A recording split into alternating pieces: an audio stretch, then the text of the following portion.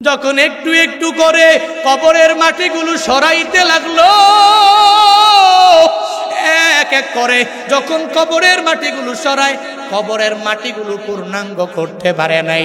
দেখে ওই জায়গা থেকে এত সুন্দর একটা ঘ্রাণ কবর থেকে আসতে লাগলো। এই ঘ্রাণ পাইয়া আশেপাশে তাকাইয়া দেখে কোনো জায়গায় ফুলের বাগান নাই, কোনো জায়গায় সুঘ্রাণের জন্য কোনো আতর দেওয়া হয় নাই, সেন্ট দেওয়া হয় নাই, কোনো সুগন্ধি ব্যবহার করা হয় নাই। প্রত্যেকেই জায়গার মধ্যে ঘ্রাণ আসলো। আল্লাহর ওই বান্দা সাথে সাথে এই হালতটা দেখে বড় একটা চিৎকার মেরে পড়ে গেল, অনেকক্ষণ বেহুশ হয়ে গেল।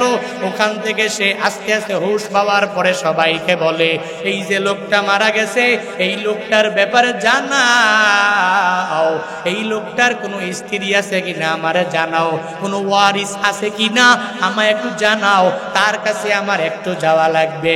আমি ওই জায়গায় যাইয়া তাকে তার বিষয়ে একটু জিজ্ঞাসা আমার করা লাগবে। এবার লোকেরা জানাইয়া দিল, পুলিশ তুমি যাও যাও, ওই গামছা বিক্রেতার বাড়ি দেখা যায়, ওই বাড়িতে গেলে দেখবা গামছা বিক্রেতার একটা মেয়ে আছে, ওই মেয়ের কাছে গিয়া তুমি জিজ্ঞাসা করতে পারবা। পুলিশ চলে গেল, পর্দার আড়াল থেকে গামছা বিক্রেতার মেয়েরে জিগায়, এ গামছা বিক্রেতার মেয়ে, তোমার বাবা যে দুনিয়ার মধ্যে বেঁচে নাই, তুমি আমায় একটু জানায়া দাও, তোমার বাবা দুনিয়ায় থাকা অবস্থায় কি আমলটা করেছে, সেই আমল করার কারণে আল্লাহ পাক তারে এমন বড় প্রতিদান দিয়া দিল। ওই গামছা বিক্রেতার মেয়ে ওই পুলিশের জানায়া দে, হে পুলিশ ভাই আমার, আপনি আমার বাবার জানাজার ইমামতি করেছেন, আমি এটা শুনেছি। আবার আমার বাবাকে ওই কবরে আপনি দাফন করিয়েছেন, এটা আমি শুনেছি। আমার বাবার ব্যাপারে আপনি জানতে চেয়েছেন, আমি জানাই। আমার বাবা যদিও অনেক বড় আলেম না, যদিও অনেক বড় ইলমওয়ালা না, কিন্তু আমার বাবার অন্তরে আমার আল্লাহ পাকের কোরআনের মায়া অনেক পরিমাণে ছিল। আমার বাবার অন্তরের মধ্যে আল্লাহ পাকের কোরআনের মায়া নিয়ে নিয়ে আমার বাবা চলতো। আমার বাবা একদিন বাজার থেকে কোরআনের কপি নিয়ে আসলো, ওই কোরআনটাকে বারবার আমার বাবা ধরে ধরে চোখের পানি ফেলায় কান্না করে করে বলতো, এ মাওলা কা বাত হে, এ আল্লাহ কা কালাম হে। এমন কোনো দিন নাই আমার বাবা একাধিকবার এই কোরআনের মধ্যে চুমু খায় নাই। ওই পুলিশ জানায় দেয়, আমি তার মেয়ের কাছ থেকে এই কথা শুনতে দেরি আমি একটা চিৎকার মারলাম। আল্লাহর কোরআনের সাথে একটু সম্পর্ক লাগানোর কারণে কি পরিমাণ ফায়দা হয়ে গেল। সে নিজের দিল থেকে আল্লাহর কোরআনটাকে মহাব্বত করার কারণে দাফনের পর ওই কবর থেকে একটা সুগন্ধিও বের হয়ে গেল। ওই পুলিশ জানায় দেয়, হে দুনিয়ার মানুষেরা শুনে নাও, শুনে নাও, শুনে নাও, ওই গামছা বিক্রেতা বড় টাকার মালিক এমনটা না, অনেক বড় বড় ইলিমওয়ালা এমনটা না, কোন বড় অফিসার এমনটাও না, কিন্তু এত এত জঘন্যতম কোনো কাজ তার দ্বারা হয় নাই। এত নিচু পদের হওয়ার পরেও কোরআনটার প্রেম অন্তরের মধ্যে ঢুকানোর কারণে তার যদি এমন পরিস্থিতি হয়ে যেতে পারে, তাহলে আমি কেন পারবো না। আজ থেকে আমি কোনো অফিসে যাব না, আমার কার্ডেরও দরকার নাই। মৃত্যু পর্যন্ত আল্লাহর কোরআনের প্রেম নিয়ে আমি থাকবো। আমি নিজে আল্লাহর কোরআন অনুযায়ী জিন্দেগিটাকে গঠন করব। আমার পুরো পরিবার আমি কোরআন দ্বারা পরিচালিত করব। কোরআনের তিলাওয়াতের কি পরিমাণ ফজিলত বান্দা শুনে নাও, এত পরিমাণ ফজিলত।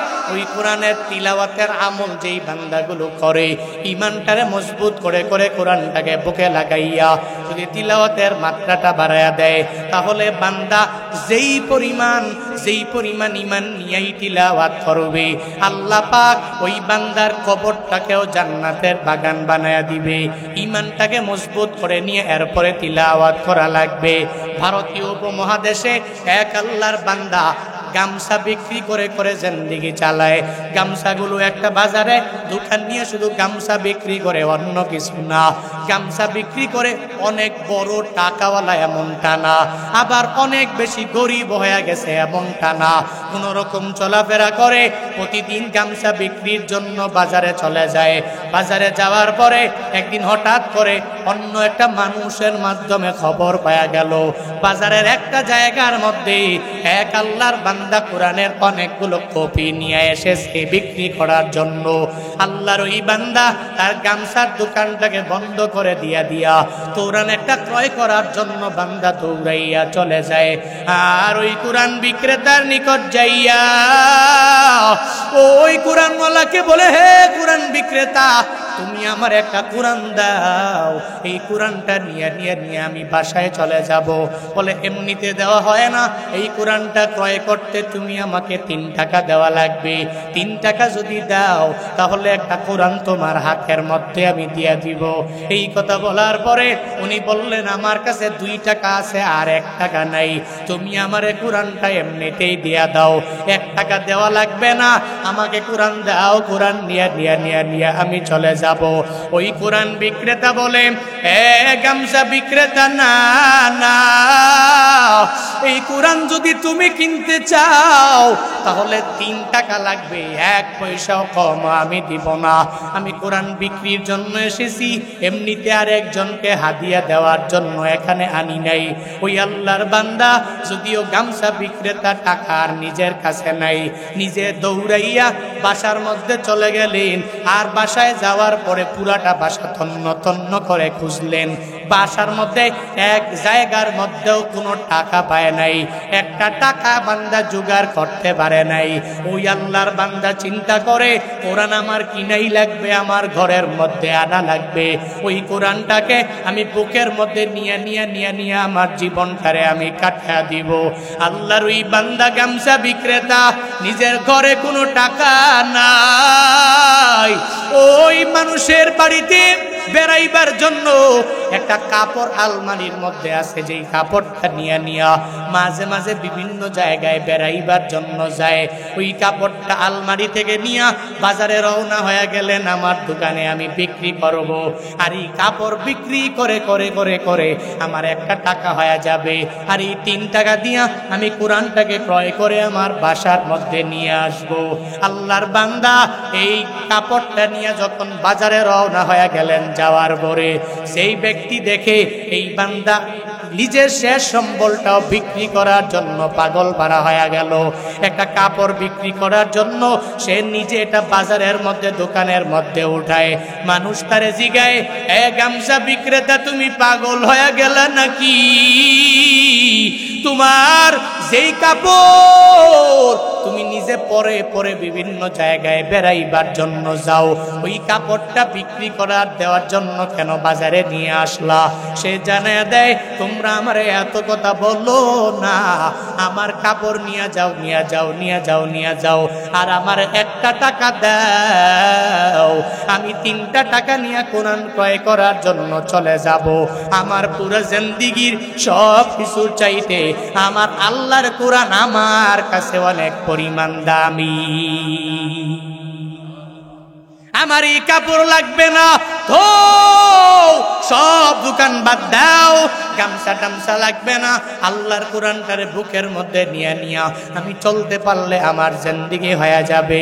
ওই মানুষের সামনে থেকে কাপড়টাকে বিক্রি করে 1টা টাকা নিয়ে নিলেন, 3 টাকা নিয়ে এই কোরআনটাকে ক্রয় করে নিয়ে চলে গেলেন নিজের বাড়িতে যাওয়ার পরে প্রতিদিন দোকানের মধ্যে আসে আর যায়, আর এই কোরআনটাকে নিজে হাতের মধ্যে লইয়া বারবার এই কোরআনটারে চুমুকায় আর হাতের মধ্যে নিয়ে বলে, ए मौला का बात है, ए अल्लाह का कलाम है, ए मौला का बात है, ए अल्लाह का कलाम है।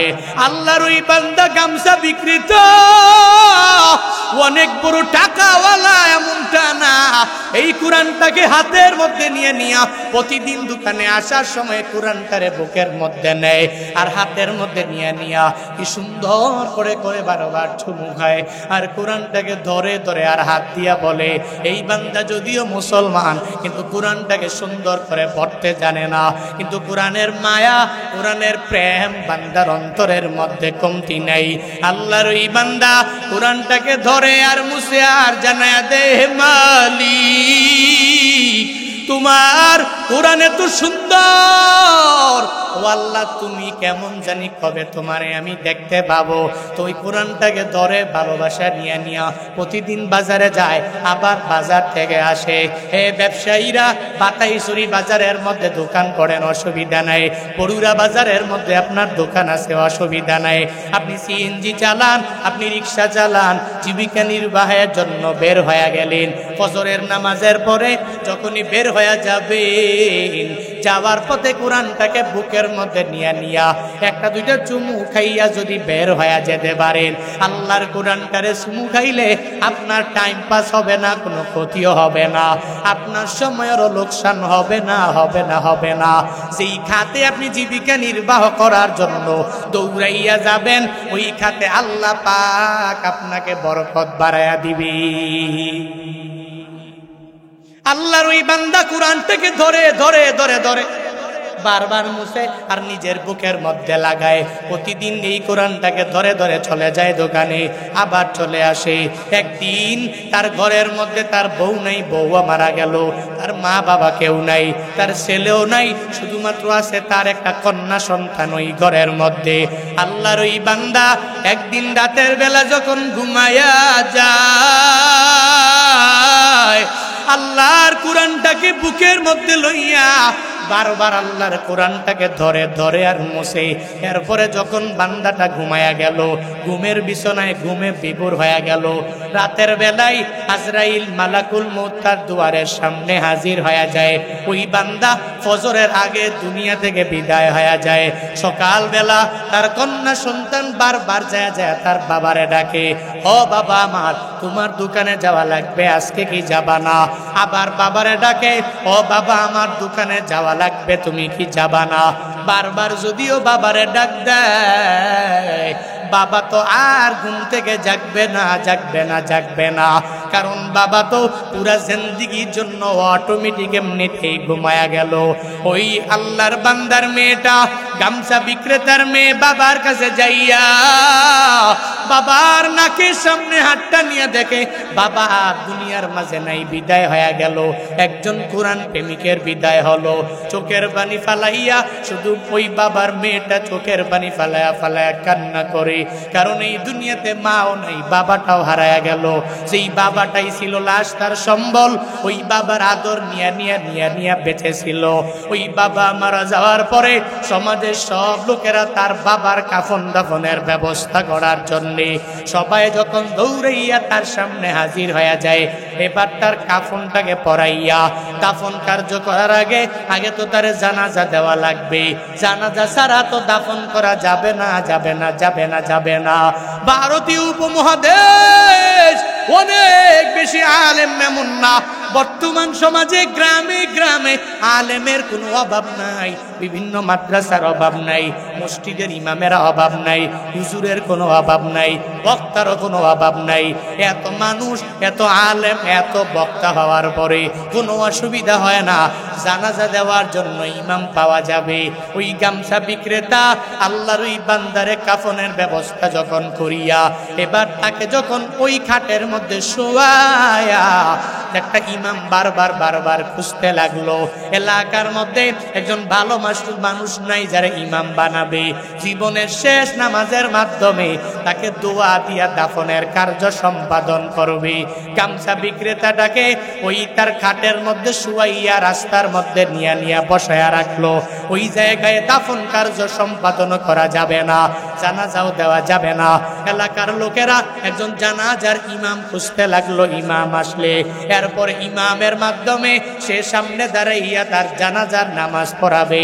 এরপরে তাকে বলবো দাফন করে তার কাজের মধ্যে সে চলে যাবে। অনেকক্ষণ যাবত একটা ইমামের জন্য অপেক্ষমান।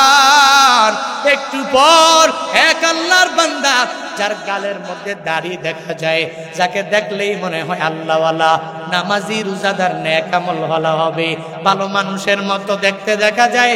আল্লাহর ওই বান্দা আসার পরে মনে করলো বুজুর্গ মানুষ, তাকে ঘোড়া থেকে নামাইয়া তাকে বলল, হে ভাই আমার, তুমি কোথাও যাওয়া লাগবে না, লাগবে না, লাগবে না।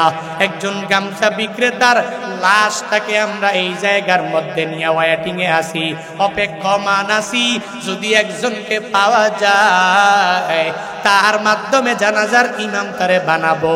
তোমাকে পেয়ে গেলাম, আজকে জানাজার ইমামতি তুমি নিজেই করে নিবা। আল্লাহর ওই বান্দা সাথে সাথে ইমামতিতে যখন দাঁড়ায়া গেলেন, দাঁড়াইয়া ওখানে ইমামতির কার্য সম্পাদন করার পরে এবার দাফন করা লাগবে। ইমামের আবদার জানা, ইমাম তুমি কোথাও যাওয়ার দরকার নাই, আমরা সবাই মিলে আমরা জানি আমরা পাপী বড় গুনাহগার, ওই দাফন কার্য সম্পাদন করার জন্য এই গামছা বিক্রেতাকে তুমি নিজে তোমার হাতের মাধ্যমে তাকে কবরের মধ্যে শোয়া দিবা। কারণ কবরের মধ্যে তো একটা খারাপ মানুষরে পাঠানো যায় না, নামানো যায় না, একটা ভালো মানুষ আমরা সবাই খুঁজি কবরে দেওয়ার জন্যে। এবার তাকে যখন আবদার করা হলো, দাফনের কার্য সব আপনি নিজেই সম্পাদন করা লাগবে, অন্য কেউ করবে না। সে জানায়া দিল, আমি একটা পুলিশ, আমার কাজ হলো মানুষকে ধরা, মানুষের অপরাধ সব যাচাই বাছাই করে তাদেরকে নিয়ে যাওয়া। আমি কোনো আলেম না, আমি কোনো বুজুর্গ না, আমি একটা পুলিশ। বলে না না, আপনি পুলিশ হতে পারেন না, কারণ পুলিশের এত সুন্দর ড্রেস আপ হতে পারে না, আপনার গালের মধ্যে এত সুন্দর দাড়ি হয়ে গেল, আবার আপনার চেহারা দেখলে মনে হয় বড় আল্লাহওয়ালা, আপনি তো কশ্চিন কালেও কোনো খারাপ মানুষ হতে পারেন না। পুলিশ যেই লোকেরা হয়ে যায় ওরা অনেক বেশি ভালো হয় এমনটা না, মাঝে মাঝে এক দুইটা ভালো পাওয়া যায়, কিন্তু আপনি বুজুর্গ মিথ্যা কথা আমাদের সাথে বলবেন না। বলে না না, যদিও আমি পুলিশ, আমার অন্তরের মধ্যে আমার আল্লাহর ভয় আছে, যদিও আমি পুলিশ, আমি বুজুর্গিয়ার একটা ভাব নিয়ে নিয়ে চলার চেষ্টা করি, যদিও আমি পুলিশ, আমি 5 ওয়াক্ত নামাজ আদায় করার চেষ্টা করি, যদিও আমি পুলিশ, আমি নেক আমলের লাইনে অগ্রগামী হওয়ার জন্য আমি চেষ্টা করি, যদিও আমার ড্রেস আপ এমন, আমি কিন্তু আসলে পুলিশ, আমার অফিসে যাওয়া লাগবে, অফিসের মূল টাইমটা শেষ হয়ে যাবে, তোমরা আমারে বিদায় দিয়া দাও। এরা সবাই আবদার জানায়, এ পুলিশ না না, তুমি যেতে পারবা না, পারবা না, আজকে এই জায়গায় দাফন কার্য সম্পাদন করে করে এরপরে তোমার অফিসে আমরা নিয়ে দিয়ে আসব, প্রয়োজন হলে ওই দারোয়ানের কাছে আমরা নিজেই জানায়া দিব। পুলিশ এই কথা বলার পরে এবার আর তাদের কথা ফালাইতে পারে না, সে ওই গামছা বিক্রেতাকে দাফনের কার্য সম্পাদন করে রওনা হয়ে যায়। অফিসে যাওয়ার পরে অফিস টাইম যখন পাস হয়ে গেল, একটু দেরি হয়ে গেল, দারোয়ান তারে ঢুকতে দেয় না, বারবার পিড়াপিড়ি করার পরে যখন ঢুকবে বলে তোমার কার্ডটা তুমি আমারে দেখাও, সে পকেটের মধ্যে হাত দিয়া দেখে ওই পকেটের মধ্যে কার্ডের কোনো চিহ্ন নাই। অফিসিয়ালে কাজ করে যারা, এদের প্রত্যেকের একটা কার্ড থাকে, কি থাকে না, থাকে না? যারা অফিসে কাজ করে, অফিসার যারা অফিসিয়ালি কাজ বিভিন্ন, এর কার্ড থাকে কি থাকে না?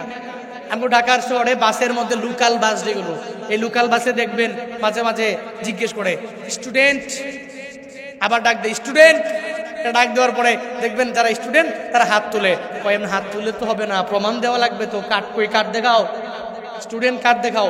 এরপরে কার্ড দেখানোর পরে ঠিক আছে, তোমার ভাড়া হয়তো হাফ, না হয় তোমার জন্য মাফ, কোনো অসুবিধা নাই, তুমি স্টুডেন্ট, তুমি লিগেল ওয়েতে আছো, কারণ তোমার পকেটে কার্ড আছে, তুমি একজন স্টুডেন্ট, কোনো অসুবিধা নাই, যাও, ছেড়ে দেওয়া হলো তোমাকে। প্রত্যেকটা ব্যক্তির এরকম কার্ড আছে না নাই? কথা বলেন না কেন?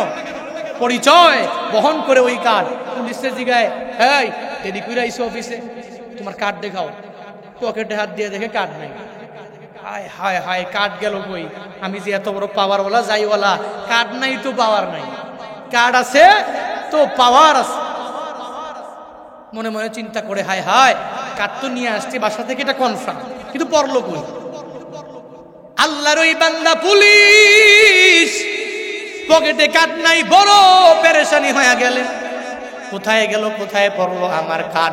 আমি তো বাসা থেকে কাঠটা নিয়ে বের হয়ে গেলাম, কোথায় পড়লো জানা আসেনি। একটু চিন্তা ভাবনা করলো, চিন্তা ভাবনা করে করে করে করে দেখে ওই যে একটা ব্যক্তিকে পথের মধ্যে যে আমি ওই জায়গায় দাফন করলাম, তার কবরের মধ্যে উপর হইয়া লাশটাকে শুয়াইতে যাইয়া আমার মনে হয় তার কবরের মধ্যে আমার কাঠটা পড়ে গেল। হায় হায়, এখন আমার কি উপায় হবে? আমার কোনো উপায় নাই। আল্লাহর ওই বান্দা বলে, হে দারোয়ান, তুমি সময় দাও, আমি কাঠ আনার জন্য রওনা হব। ওই কাঠ এনে এনে তোমাকে দেখাইয়া এরপরে আমার অফিসের কাজে আমি যাব। আল্লাহর ওই বান্দা পুলিশ চলে গেল তার কাঠ আনার জন্যে। ওই কবরের পাশে যাইয়া কোনো লোক পায় না, আশেপাশে একটা লোক পায় গেলেন। তাকে জিজ্ঞাসা করে, এই যে একটু আগে লোকটা মারা গেছে আর তার দাফনের কার্য আমি নিজেই সম্পাদন করলাম, আমি আবার এসেছি, তার কবরের মধ্যে মনে হয় আমার কাঠটা পড়ে গিয়েছে, আমায় যদি অনুমতি দাও ওই কবর থেকে কাঠটা উঠাইয়া এরপরে আমার অফিসে যাওয়া লাগবে। এরা সবাই বলল, আপনি যাবেন যাবেন যাবেন, আপনাকে অনুমতি দিয়ে দিলাম। বড় বিপদের সময়ে আপনি যেই পরিমাণ হেল্প আমাদেরকে করেছেন, সাহায্য করেছেন, এত সহযোগিতা করেছেন, আপনাকে তো আমরা বাধা দিয়ে রাখতে পারি না, মানা করতে পারি না, নিষেধ করতে পারি না, যান যান কাঠ নিয়ে আসেন। আল্লাহর ওই বান্দা গামছা বিক্রেতার লাশ থেকে কাঠ আনার জন্যে যখন একটু একটু করে কবরের মাটিগুলো সরাইতে লাগলো, এক এক করে যখন কবরের মাটিগুলো সরায়, কবরের মাটিগুলো পূর্ণাঙ্গ করতে পারে নাই। দেখে ওই জায়গা থেকে এত সুন্দর একটা গ্রান কবর থেকে আসতে লাগলো। এই গ্রান পাইয়া আশেপাশে তাকাইয়া দেখে কোনো জায়গায় ফুলের বাগান নাই, কোনো জায়গায় সুগ্রানের জন্য কোনো আতর দেওয়া হয় নাই, সেন্ট দেওয়া হয় নাই, কোনো সুগন্ধি ব্যবহার করা হয় নাই। প্রত্যেকেই জায়গার মধ্যে গ্রান আসলো। আল্লাহর ওই বান্দা সাথে সাথে এই হালতটা দেখে বড় একটা চিৎকার মেরে পড়ে গেল, অনেকক্ষণ বেহুশ হয়ে গেল। ওখান থেকে সে আস্তে আস্তে হুশ পাওয়ার পরে সবাইকে বলে, এই যে লোকটা মারা গেছে, এই লোকটার ব্যাপারে জানাও, এই লোকটার কোনো স্ত্রী আছে কিনা আমারে জানাও, কোনো ওয়ারিস আছে কিনা আমায় একটু জানাও, তার কাছে আমার একটু যাওয়া লাগবে। আমি ওই জায়গায় যাইয়া তাকে তার বিষয়ে একটু জিজ্ঞাসা আমার করা লাগবে। এবার লোকেরা জানাইয়া দিল, ও পুলিশ, তুমি যাও যাও, ওই গামছা বিক্রেতার বাড়ি দেখা যায়, ওই বাড়িতে গেলে দেখবা গামছা বিক্রেতার একটা মেয়ে আছে, ওই মেয়ের কাছে গিয়া তুমি জিজ্ঞাসা করতে পারবা। পুলিশ চলে গেল, পর্দার আড়াল থেকে গামছা বিক্রেতার মেয়েরে জিগায়, এ গামছা বিক্রেতার মেয়ে, তোমার বাবা যে দুনিয়ার মধ্যে বেঁচে নাই, তুমি আমায় একটু জানায়া দাও, তোমার বাবা দুনিয়ায় থাকা অবস্থায় কি আমলটা করেছে, যেই আমল করার কারণে আল্লাহ পাক তারে এমন বড় প্রতিদান দিয়া দিল। ওই গামছা বিক্রেতার মেয়ে ওই পুলিশের জানায়া দে, হে পুলিশ ভাই আমার, আপনি আমার বাবার জানাজার ইমামতি করেছেন, আমি এটা শুনেছি। আবার আমার বাবাকে ওই কবরে আপনি দাফন করিয়েছেন, এটা আমি শুনেছি। আমার বাবার ব্যাপারে আপনি জানতে চেয়েছেন, আমি জানাই। আমার বাবা যদিও অনেক বড় আলেম না, যদিও অনেক বড় ইলমওয়ালা না, কিন্তু আমার বাবার অন্তরে আমার আল্লাহ পাকের কোরআনের মায়া অনেক পরিমাণে ছিল। আমার বাবার অন্তরের মধ্যে আল্লাহ পাকের কোরআনের মায়া নিয়ে নিয়ে আমার বাবা চলতো। আমার বাবা একদিন বাজার থেকে কোরআনের কপি নিয়ে আসলো, ওই কোরআনটাকে বারবার আমার বাবা ধরে ধরে চোখের পানি ফেলে কান্না করে করে বলতো, হে মাওলা কা বাত হে, হে আল্লাহ কা কালাম হে। এমন কোনো দিন নাই আমার বাবা একাধিক বারই কোরআনের মধ্যে চুমু খায় নাই। ওই পুলিশ জানায় দেয়, আমি তার মেয়ের কাছ থেকে এই কথা শুনতে দেরি আমি একটা চিৎকার মারলাম। আল্লাহর কোরআনের সাথে একটু সম্পর্ক লাগানোর কারণে কি পরিমাণ ফায়দা হয়ে গেল। সে নিজের দিল থেকে আল্লাহর কোরআনটাকে মহাব্বত করার কারণে দাফনের পর ওই কবর থেকে একটা সুগন্ধিও বের হয়ে গেল। ওই পুলিশ জানায় দেয়, হে দুনিয়ার মানুষেরা শুনে নাও, শুনে নাও, শুনে নাও, ওই গামছা বিক্রেতা বড় টাকার মালিক এমনটা না, অনেক বড় বড় ইলিমওয়ালা এমনটা না, কোন বড় অফিসের অফিসার এমনটাও না, কিন্তু এত এত জঘন্যতম কোনো কাজও তার দ্বারা হয় নাই। এত নিচু পদের হওয়ার পরেও কোরআনটার প্রেম অন্তরের মধ্যে ঢুকানোর কারণে তার যদি এমন পরিস্থিতি হয়ে যেতে পারে, তাহলে আমি কেন পারবো না, পারবো না, পারবো না। আজ থেকে আমি কোনো অফিসে যাব না, আমার কার্ডেরও দরকার নাই, দরকার নাই, দরকার নাই। মৃত্যু পর্যন্ত আল্লাহর কোরআনের প্রেম নিয়ে নিয়ে নিয়ে নিয়ে আমি থাকবো। আমি নিজে আল্লাহর কোরআন অনুযায়ী জিন্দেগিটাকে গঠন করব। আমার পুরো পরিবার আমি কোরআন দ্বারা পরিচালিত করব। আও কামা ক্বালান নবী আলাইহিস সালাতু ওয়াস সালাম। সাদাকাল্লাহু মাওলানাল আযীম ওয়া সাদাকা রাসূলুহুন নাবিয়্যুল কারীম। ওয়া নাহনু আলা যালিকা লামিনাশ শাহিদিনা والشاكرين والذاكرين والحمد لله رب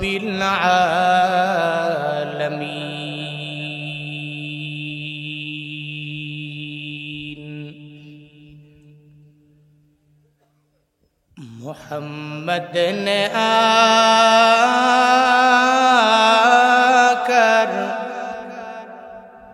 کفر کو مٹایا،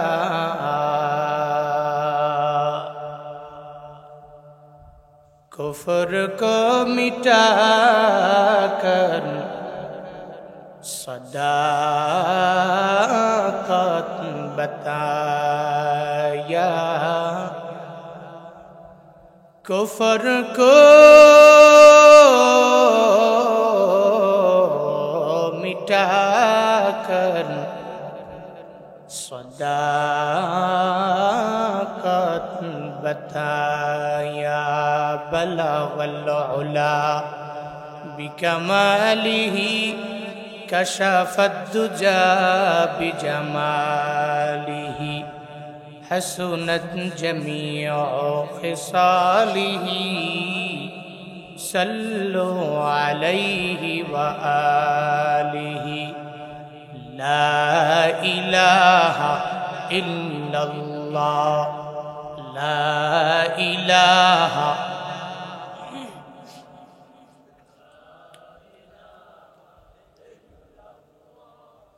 لا إله إلا الله، لا إله إلا الله، لا إله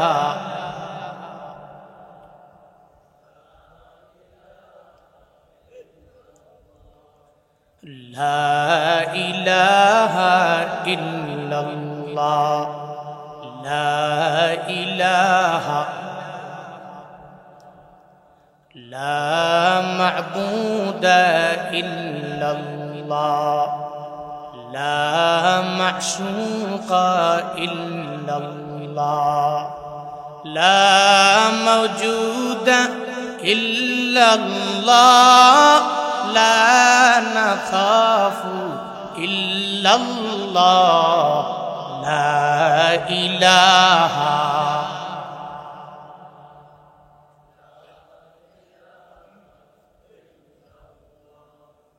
لا إله إلا الله، لا إله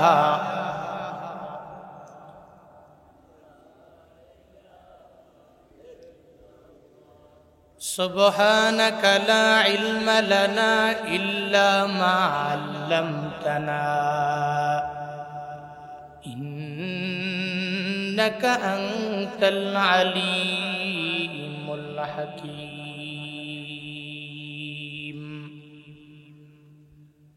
رب اشرح لي صدري ويسر لي أمري واحلل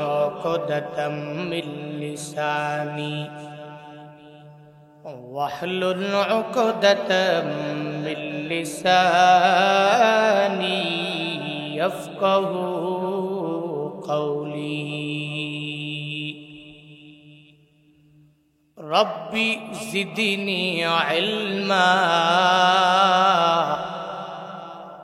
ربي زدني علما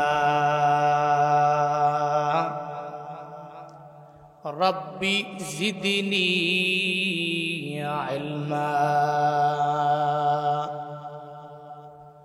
ربي يسر ولا تعسر وتمم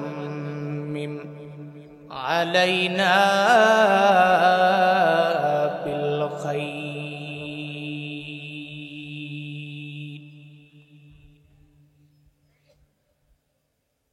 तो दिल में तो आता है समझ में नहीं आता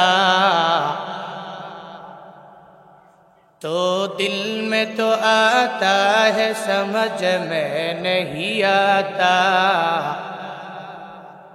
बस जान लिया मैं तेरे पहचान वही है बस जान लिया मैं तेरे पहचान वही है एक चश्म ज़दन गाफिल ज़ा शाह नबाशी एक चश्म ज़दन गाफिल ज़ा शाह नबाशी शायद के नगाह को नदगा नबाशी शायद के नगाह को नदगा नबाशी वल्फत में बराबर के वफा हो के ज़फ़ा हो वल्फत में बराबर के वफा हो के ज़फ़ा हो हर चीज़ में लज्जत है अगर दिल में मज़ा हो हर चीज़ में लज्जत है अगर दिल में मज़ा हो तावनु अलल बिर्रि वत्तक़वा वला तावनु अलल इस्मि वल उद्वान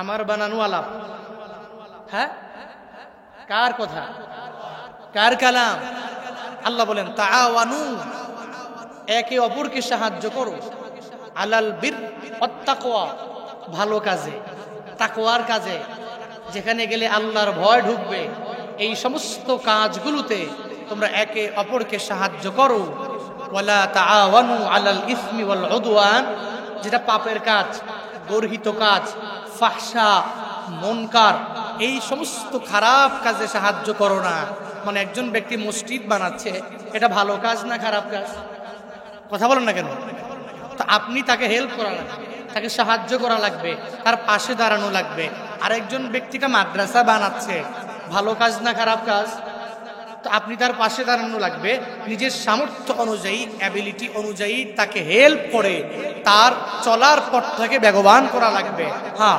আরেকজন ব্যক্তি সিনেমা হল বানাচ্ছে ভালো কাজ না খারাপ কথা বলেন না কেন শয়তানের আকরা বানাচ্ছে সিনেমা হল বানাচ্ছে যে এটা যেহেতু খারাপ কাজ এটাতে সাহায্য করা যাবে কথা বলেন না কেন আরেকজন ব্যক্তি একটা ব্যক্তিকে জুলুম করছে নির্যাতন করছে এটা ভালো কাজ না খারাপ কাজ এটাতে কি তাকে সাহায্য করা যাবে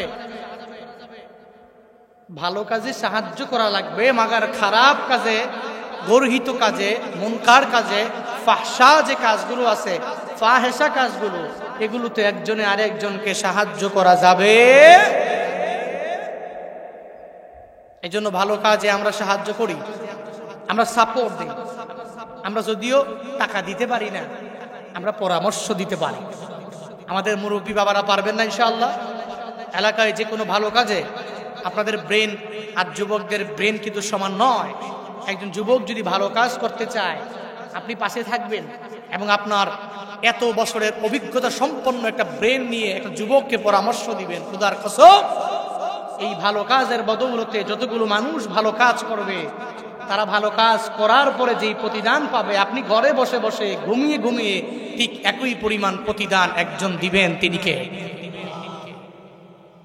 এই জন্য আমরা ভালো কাজে সাহায্য করি, সহযোগিতা করি, খারাপ কাজে সাহায্যও করব না, সহযোগিতাও করব না। যেহেতু মাজলিসটা পেয়ে আমরা খুশি, তাহলে যুবকদের জন্যও দোয়া করি।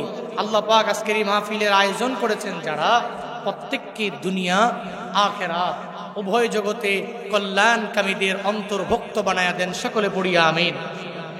আরো জোরে পড়েন। সর্বোপরি শুকর ওই রবের, যে আল্লাহ পাক আমাদেরকে এই মুবারক মাজলিসে আসা, বসার, কিছু বলার এবং শোনার মতো তৌফিক দান করেছেন। আমার মতো এক হেলেমবিহীন আমলবিহীন বক্তার কিছু কথা শোনার লক্ষ্যে আপনারা বসে আছেন। অনেক বড়রা বয়ান করেছেন, সামনেও বড়রা বয়ান করবেন। সুন্দর গুছিয়ে যারা বলতে পারেন, ওই পরিমাণ বুঝানোর মতো যোগ্যতা আমার নাই। মোহাব্বতের খাতিরে হয়তো বসায় দিচ্ছেন, সারা দেশের কথা বলি বিদায়, এই জন্য মোহাব্বতেও দাওয়াত দেন। এই জন্য কিছু কথা বলি আর কি, যে আল্লাহ পাক আমাকে বলার মতো তৌফিক দান করেছেন, আপনাদেরকে শোনার মতো তৌফিক দান করেছেন। ওই রবের দেওয়া জবান দিয়ে, রবের দেওয়া শক্তি দিয়ে, রবের শেখানো কালিমাতুর শুকর সকলে প্রাণ খুলে মন উজাড় করে চিল্লায় একবার করে সমস্বরে পড়ি আলহামদুলিল্লাহ। আরো জোরে পড়ি, আবার পড়ি। ফায়দা কার? ফায়দা বলে আল্লাহ, আবেগের ঠেলায়, ঠিক কি না? ফায়দা কার? আমার না আল্লাহ? তাসবিহগুলো পড়লে ফায়দা তো আমার, আলহামদুলিল্লাহ পড়লে ফায়দা আমার, আল্লাহু আকবার পড়লে আল্লাহ বড় হয়ে গেছে এই জন্য আল্লাহর ফায়দা হইছে। ফায়দা কার? সুবহানাল্লাহ বললে ফায়দা কার? আমার। আমার যদি ফায়দা হয় তা আমি বলতে অসুবিধা কি? পড়েন সুবহানাল্লাহ, পড়েন সুবহানাল্লাহ, পড়েন আলহামদুলিল্লাহ, আবারও চিল্লায়া পড়েন আল্লাহু আকবার। ফায়দা কার হয়েছে? যেই কাজে ফায়দা, আল্লাহ পাক ওই কাজ, আখিরাতের লাইনের ওই কাজ বেশি বেশি করার তৌফিক আমাদের সবাইকে দান করো। পবিত্র কালামুল্লাহ শরীফের ছোট্ট একটি আয়াতে কারিমা তিলাওয়াত করেছি, যেই ব্যাপারে প্রত্যেকটা ব্যক্তির জানা শোনা আছে। আমাদের ওয়াজ মাহফিলগুলোতে আপনি নতুন নতুন কিছু শিখবেন, নতুন নতুন কিছু জানবেন, নতুন আমলের কথা বলা হবে, এটা নয়। প্রত্যেকটা বছর একটা মাহফিল হয়, উদ্দেশ্য কি জানেন?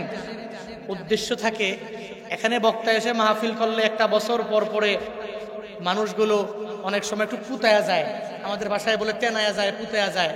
এই মানুষগুলোকে একটু শার্প করে, একটু ধার করে এই লক্ষ্মী ওয়াজ মাহফিলে এসে আবারও গত বছর যা বলা হয়েছে হয়তো কিছু বাড়ায়া কিছু কমায়া আবার এবছরও বলা হয়, যাতে করে মানুষগুলো এখান থেকে গিয়ে অন্তত পক্ষে কিছু তাসির পড়ার কারণে 1 মাস, 1.5 মাস, 2 মাস, 3 মাস, 4 মাস, 5 মাস একটু বয়ানের কথাগুলো ব্রেনে থাকে এবং তদ অনুযায়ী আমল করতে পারে। এটাই উদ্দেশ্য। এজন্য নতুন কোনো কথা আমি বলবো না, সব আপনাদের পুরাতন, কোনো জাদিদ কোনো কালাম নয়, সবটা দিন পুরাতন পুরাতন কথা, যেটা অনেক আগেই বক্তারা বলেছেন, হয়তো আজকেও বলেছেন, হয়তো গতকালকে বলেছেন, ইন ফিউচারে বলবেন, এগুলাই কথা। তবে আমাদের আমলের লাইনে একটু আনতে হবে। এক বন্ধু, 2 বন্ধু, একজনে আরেকজনের কাছে বারবার বারবার বলছে, বন্ধু একটু চল না। কই? সাজেক যাব ঘুরতে। বাংলাদেশের একটা টুরিস্ট প্লেস সাজেক, চল ঘুরতে যাই। কেন বন্ধু? ওখানে গেলে কি হবে? টাকা খরচ করে যাওয়ার দরকার কি বন্ধু? সাজেক গেলে ওখানে সুন্দর সুন্দর দৃশ্য আছে, দেখলে মন প্রাণ জুড়িয়ে যাবে। চল বন্ধু বান্দরবান যাই। কেন যাব টাকা খরচ করে বন্ধু? ওখানে গেলে মন প্রাণ জুড়িয়ে যাবে। চল সেন্ট মার্টিন, বাংলাদেশের এক দ্বীপ ইউনিয়ন, চল ওখানে যাই। কি লাভ হবে বন্ধু? ওখানে গেলে স্পিড বোর্ডে পার হয়ে বঙ্গোপসাগরের এক মাঝে এক দ্বীপে যাইতে পারবা। ওখানে গেলে কি সুন্দর সুন্দর দৃশ্যগুলো তোমার চোখের সামনে ভেসে উঠবে। এটা বলে কি বলে না?